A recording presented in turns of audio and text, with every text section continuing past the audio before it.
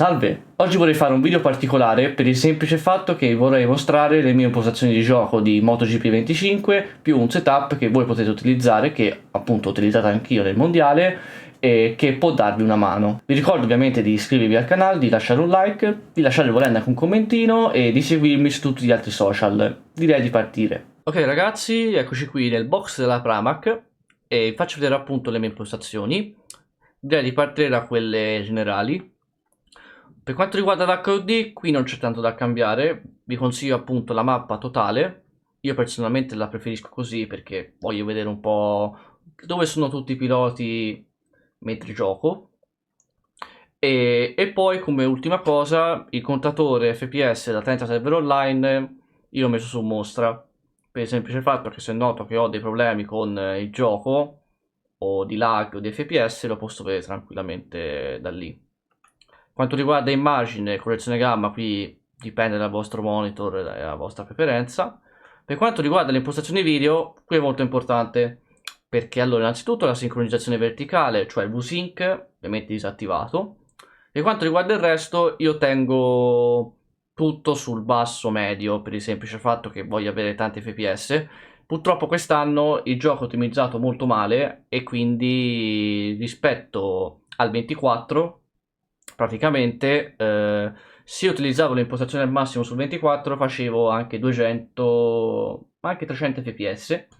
Quest'anno invece se io faccio la stessa cosa sul 25 faccio veramente fatica a fare anche 100 fps, quindi io tengo semplicemente tutto al minimo o sul medio. Un'altra cosa sarebbe il motion blur, cioè la sfocatura di movimento. A tanti dà fastidio, a me sinceramente non noto così tanta differenza e lo tengo su bassa. Per quanto riguarda l'audio, qui non c'è tanto da cambiare, io semplicemente effetto del vento e la musica e i commentatori li tengo a zero perché mi danno semplicemente fastidio. Per quanto riguarda i comandi, sul controller io la vibrazione la tengo bassa perché già normale mi dà fastidio, vibra troppo.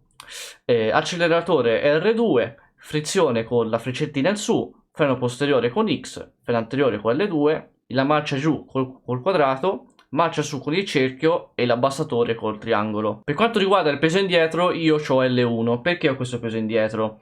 Ve lo spiego in modo semplice. Al mondiale noi avevamo un problema sulla pioggia o anche sul tracciato bagnato che nelle uscite di curva la moto spinnava tanto, quindi si è trovata una specie di soluzione che a me non ha molto funzionato. Infatti nelle gare sul bagnato ho fatto schifo, cioè che praticamente nelle uscite curva se te andavi a colpettini, specialmente quelle lente le uscite curva, se te andavi a colpettini con il peso indietro la moto si impennava leggermente e quindi se impennava la moto non restava a terra e quindi di base spinnava meno, quindi guadagnavi qualche decimino.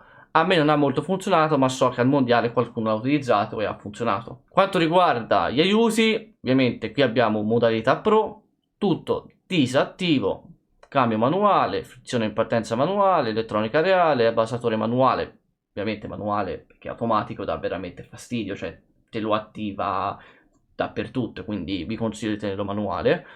Aiuto fuori pista disattivo, rewind disattivo, aiuto di traiettoria disattivo, indicatori di prossimità disattivo, vabbè, velocità di gioco offline, vabbè, non ce ne frega tanto. Calibrazione comandi, allora qui non vi consiglio di toccare qualcosa per il semplice fatto che serve tanto se magari avete dei problemi con gli input del controller, cioè per esempio se io l'acceleratore pigio e non mi va uno, bisognerebbe cambiare o la linearità o la saturazione, non mi ricordo precisamente, però uno di questi due valori e aiuta. L'ho fatto, me lo ricordo che sul 23 avevo un problema del genere e me l'ha sistemato.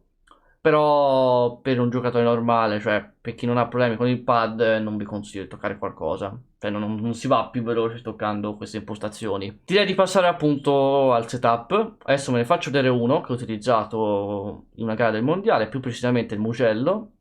L'ultima gara del mondiale appunto alla Games Week a Milano. Allora innanzitutto forcella anteriore io ho questi valori. Il precarico io so che alcuni lo utilizzavano H1, io personalmente preferivo A3, volevo una moto che diciamo era più reattiva in curva, specialmente in entrata.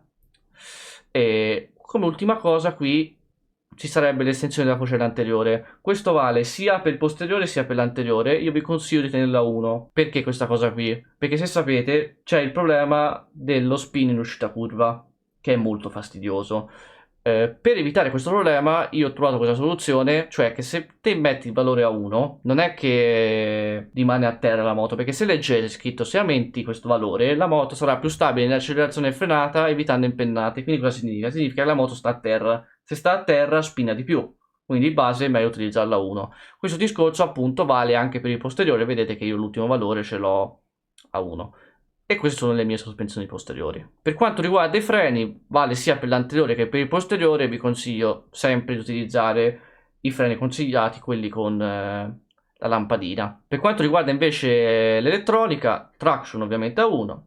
L'anti-wheeling va a vostro piacimento, io preferisco a 5, però potete utilizzarlo anche a 3 o a 2. Va a vostro piacimento appunto. L'EBS a 2. A 3 già tanto, cioè parte tanto già di posteriore in staccata, quindi meglio a 2. E ovviamente il power a 3. Per quanto riguarda la geometria del veicolo, io preferisco queste impostazioni, ma per esempio in altre gare del mondiale ho utilizzato un altro settaggio, però per la maggior parte delle gare ho utilizzato questo setup per la geometria del veicolo. Come ultima cosa c'è il cambio, che io preferisco tenerlo così.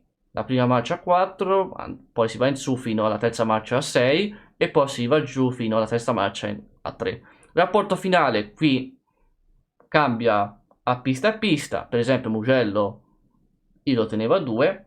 Frizione antisaltellamento, anche questo qui vale da pista a pista, per esempio appunto al Mugello preferiva avere una moto che frenava tanto. Per esempio mi sembra che ad Austin o a Silverstone, non mi ricordo, la frizione antisaltellamento la tenevo molto più bassa, però per la maggior parte delle gare ho utilizzato questa frizione a 7.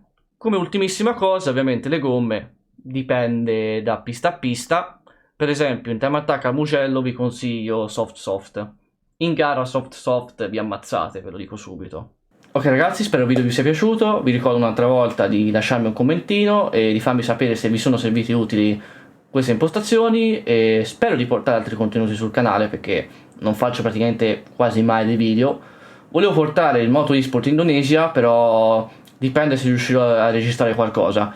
E a parte ciò vi ricordo di seguirmi su Twitch e su TikTok perché faccio a volte live lì. E niente, ci becchiamo al prossimo video. Ciao ciao!